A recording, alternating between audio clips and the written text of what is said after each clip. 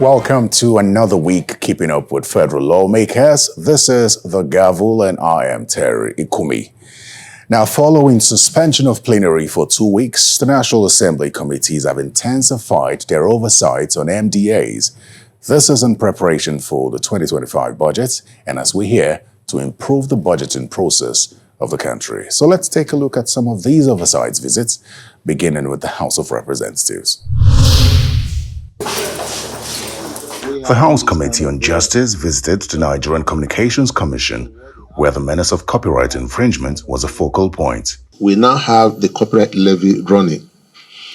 Unfortunately, because the account is not domiciled with us, and we're not the primary point of collection, all we can say here will be more like information made available to us. This point was further emphasized by the committee chairman while speaking to journalists at the end of the visit. We're going to go back and see how they can get more funding.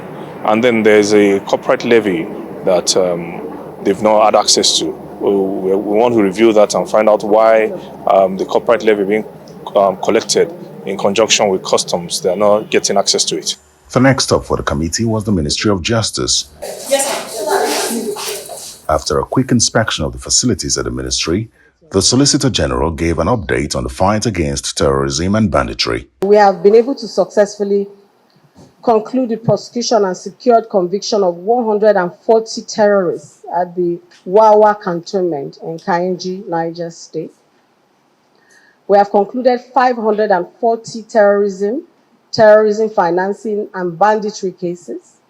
We have arraigned and are currently prosecuting 858 criminal cases, and also currently profiling over 1,522 terrorism and terrorism financing cases investigated by the Department of State Services. Now, through the efforts of the Department of Public Prosecution, we continue to play a critical role in the development of legal frameworks that enhance the justice system through policies that address emerging crimes such as cybercrime, sexual and gender-based violence, maritime offenses, as well as wildlife trafficking. Meanwhile, the House Committee on Defense was on an oversight visit to the Defense Space Administration.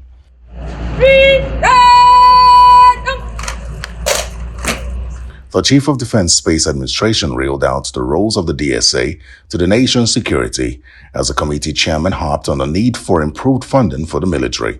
The DSA mission is to support the armed forces of Nigeria and other security agencies with relevant space products and solutions necessary for the conduct of our operation in peace and wartime, in line with the National Space Policy and Program. Similarly, the administration is also mandated to manage the defense and security aspects of the Nigerian space program in conjunction with other space outfits in Nigeria, talking of the NASS and NASS, which I was privileged to have served in those two organizations. It also states that the administration is to ensure the security of the nation's cyberspace related matter. The House has introduced innovative legislation aimed at revolutionizing and funding the Nigerian defense sector. Key among this is the Nigerian Armed Forces Support Fund Bill, which seeks to establish a five-year funding framework independent of annual budget allocations. We have also proposed a bill to amend the Armed Forces Act to provide for the setting up of a defense space force in Nigeria.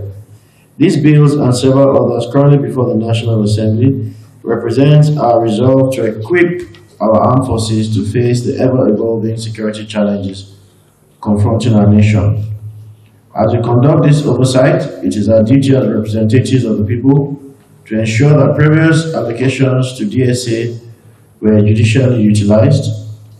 Our roles do not end with the approvals. We must also remain vigilant in overseeing that the 2025 funds are employed efficiently.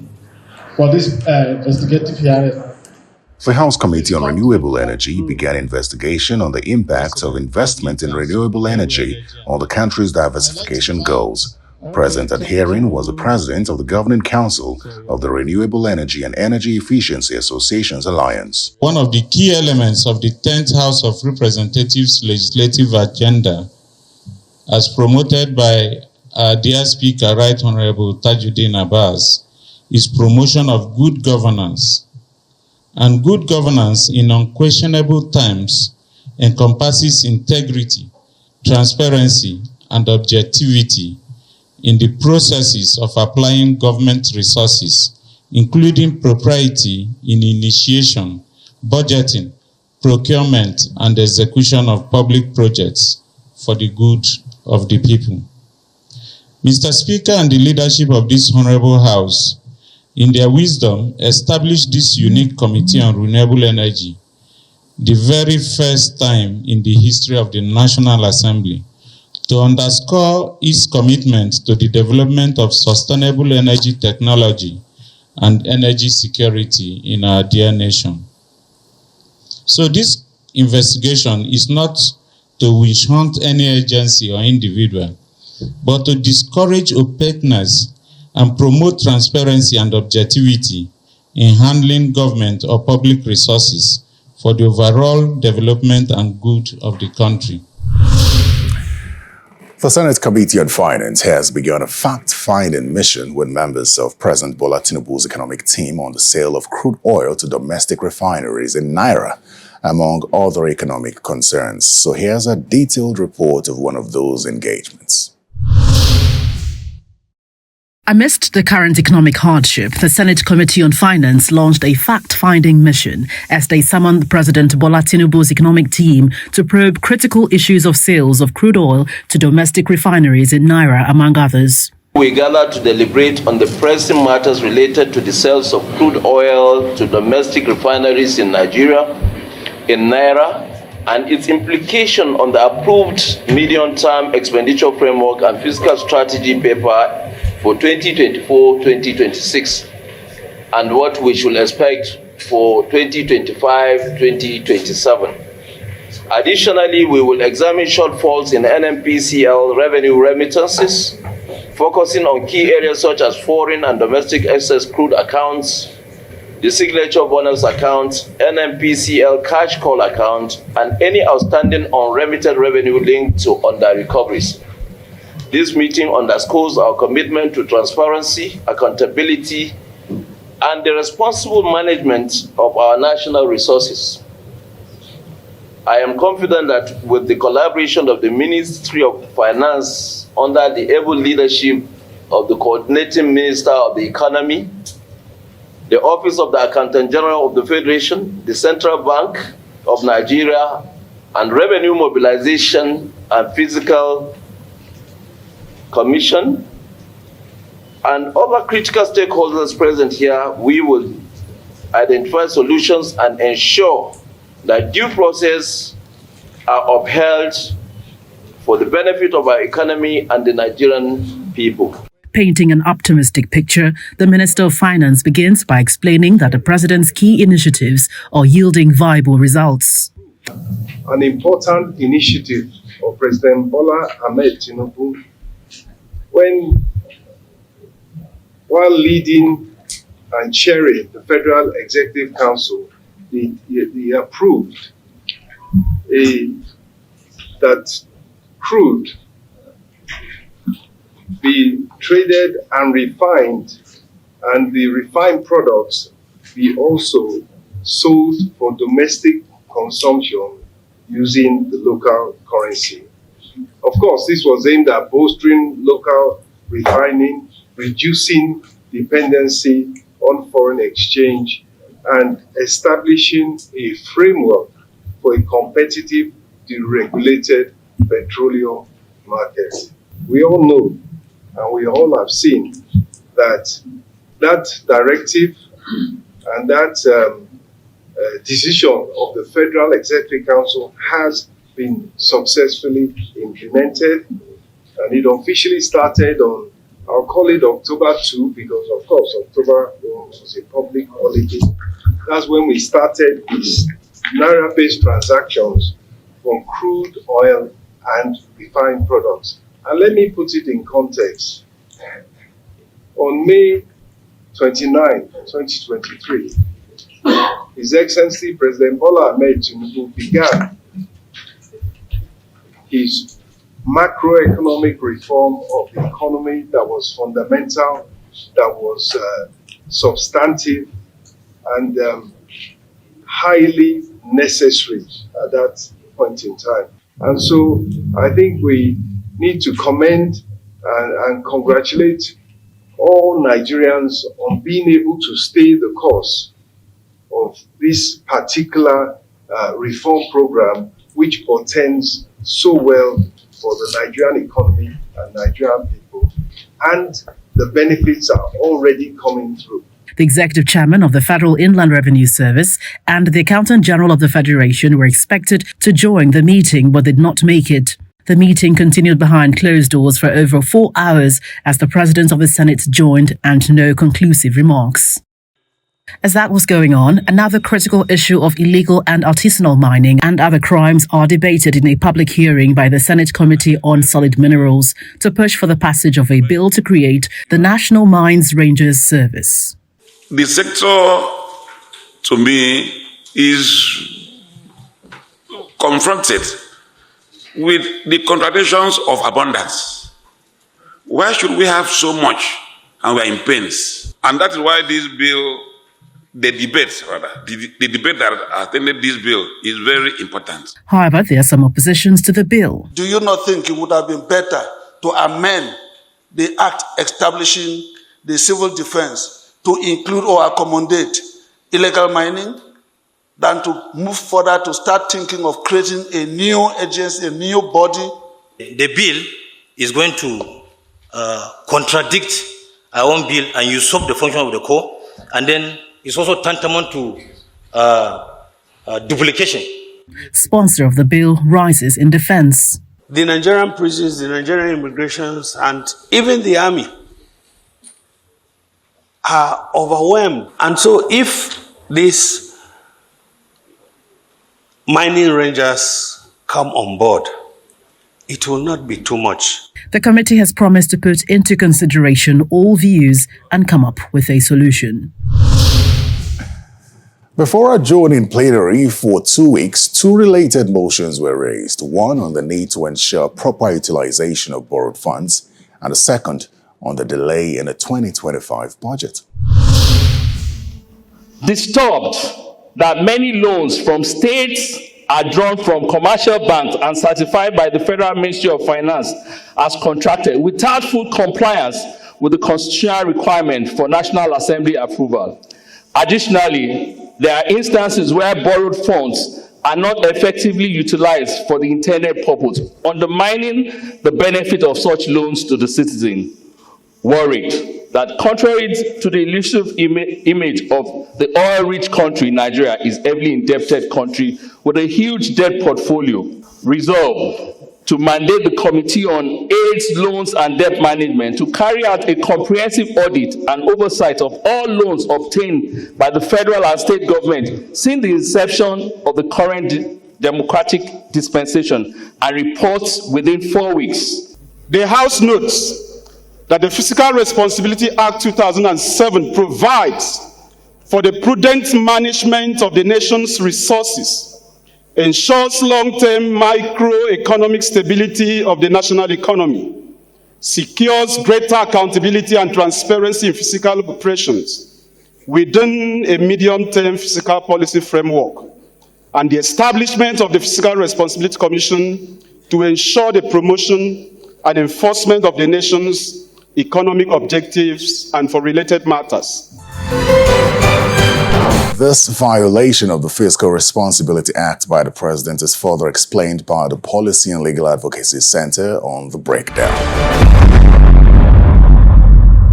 The Fiscal Responsibility Act provided or provides that the MPEF and even the budget should be submitted no later than 3 months before the end of a fiscal year.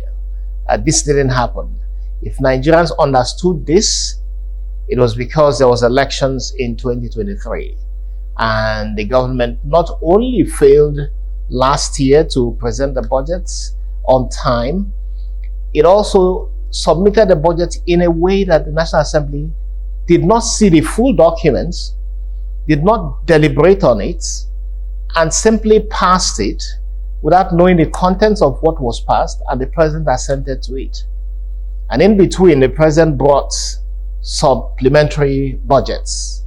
So as we speak, we're not very sure which of the three budgets the country is implementing.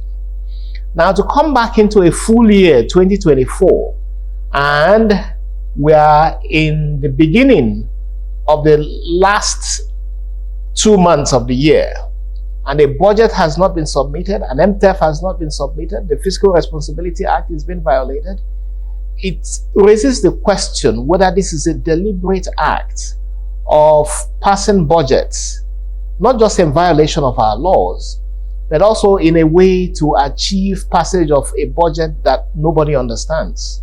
And so nobody can oversight in the National Assembly the implementation of the budget. So it must be condemned that the president, this administration, at the beginning of November 2024, in violation of the Fiscal Responsibility Act, and indeed even the Constitution, has failed to submit a budget. So as we speak, there's already a violation of our laws, and there is no indication from the president when the budget will be submitted. And when we look at the budget, because again, it's when a new government comes in, you must find a new way of doing things. When we look at budgeting in Nigeria, it's a disaster. It's a disaster because you have items repeating in the budget that have been there for time immemorial. So ministries would buy the same stationaries, the same quantity of stationaries. I use air conditioners in my house that have lasted 10, 15 years, and yet every year you would see air conditioners budgeted for in some budget heads. So when you look at all of this, it tells you that the country's budgeting system is severely flawed. And this president came in with a promise to deal with these issues. And I think it's disappointing that as we speak, the 2024 budget has not been presented to the National Assembly. No one has an indication when it will be presented. And very likely you would see a situation as happened in 2023, that the budget is presented, the National Assembly rubber stamps it without seeing its contents, and the president will assent to it on January 1st, 2025. I think that there are powers that reside in the National Assembly over budgeting. And the Constitution is very clear in saying this is to what extent you're allowed to spend based on previous year's budget, recurrent expenditure into the new year, or even capital expenditure into the new year. I think that the National Assembly, understanding these constitutional provisions, these legal provisions, can decide to sanction the executive. They are the ones who pass the budget. They have the power of appropriation. And so they can decide that there will be no expenditure within a certain time. And given the recent High Court decision on Rivers State, because sometimes these issues can be taken conversely. So if the courts have powers, as Rivers State judgments showed, that you can stop the executive from spending from out of the public purse if you have violated the law, I do not see why we should perhaps not contemplate going to that same judge, going to that same court to ask that the 2025 budget should not be implemented because already, or should in fact not be passed by the National Assembly because we have already violated the law as it is.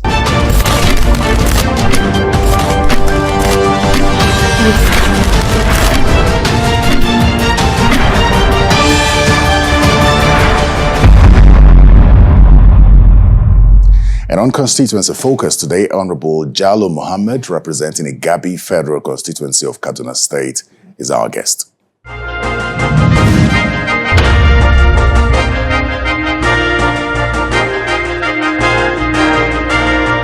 So far, within 1.5 years, I have done a lot.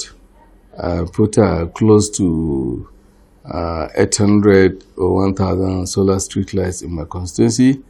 I've done agriculture empowerment for over 1,005 or over 1,000 people, whereby we train them on various kinds of agricultural skills and modern agricultural techniques, and we give them fertilizer, seedlings, and some farm implements. Every farmer then went home with about 8 items and cash.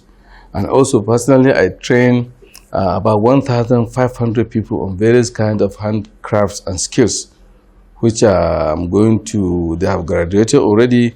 In the next 2-3 weeks, we are going to assemble them and give them starter packs so that they will go and start doing what they learn at home.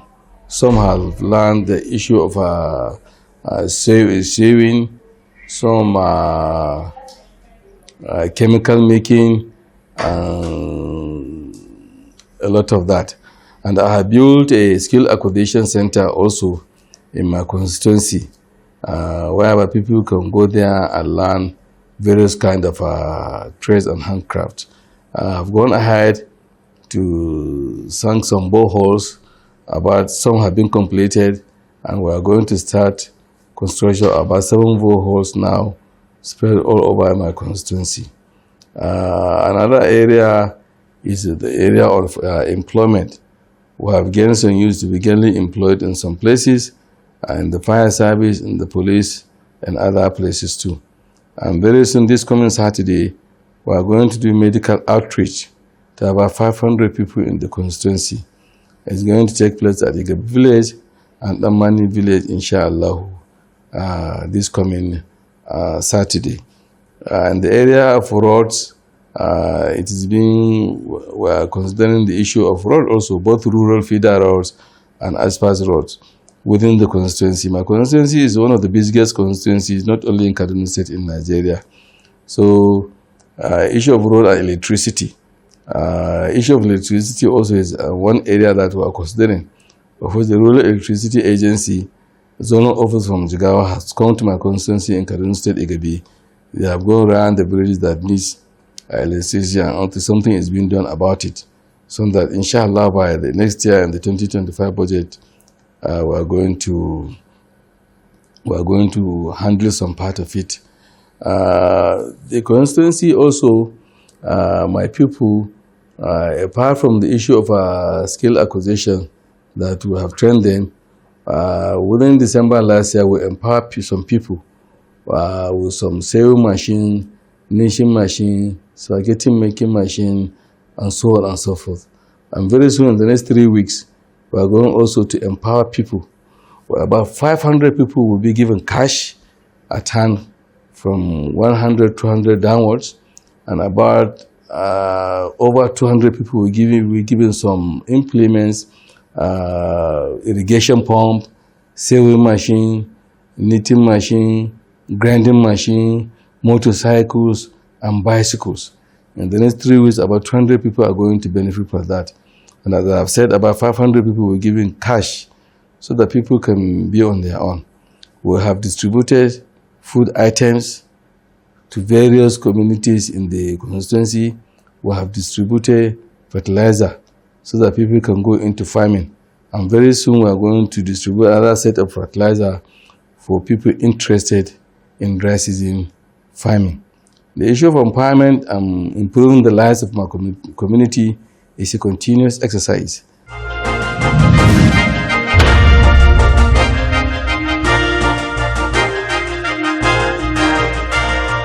Well, that's all the time we have on The Gavel this week. Remember to send feedback to thegavel@channelstv.com. I'm Terry Ikumi. Goodbye.